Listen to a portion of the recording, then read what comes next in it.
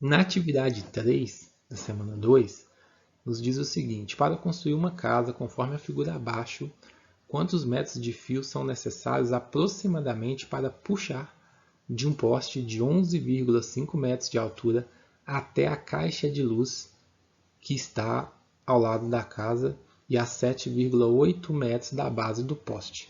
Pessoal, as informações que nos foram dadas é a primeira coisa que nós temos que coletar. Primeiro, a altura do poste.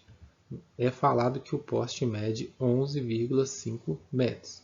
Outra informação, a distância do poste até a casa, seja a base, nos fala que é 7,8 metros.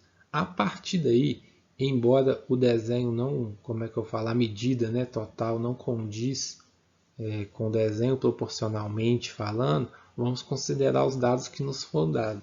Então, a partir daí já dá para modelar um triângulo retângulo, porque a base ali tem até uma pecinha aqui, um quadradinho com pontinho, que simboliza que o ângulo é de 90 graus, ou seja, perpendicular ao chão. E a partir dessa situação, sempre vamos recair no nosso famoso Teorema de Pitágoras, porque o x que eu coloquei ali, ele representa um x da medida de fio necessária para fazer a ligação.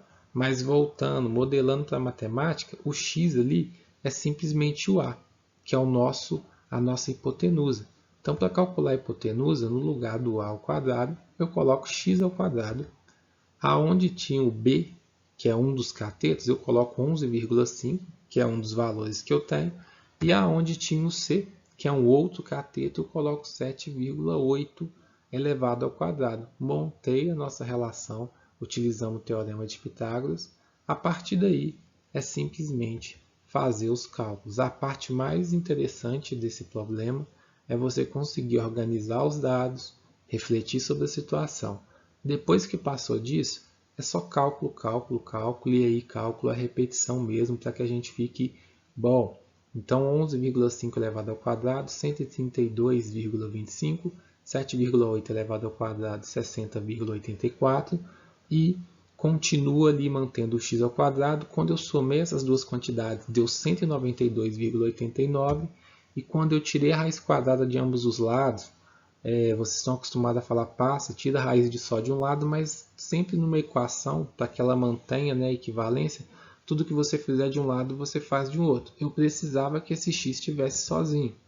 Então, para que eu pudesse eliminar esse 2, eu elevei ele ao quadrado, automaticamente eu elevei o outro lado ao quadrado também, e obtivemos aí um valor de 13,8, ou seja, aproximadamente 13,90 metros. Então, esse é o nosso resultado, a opção A.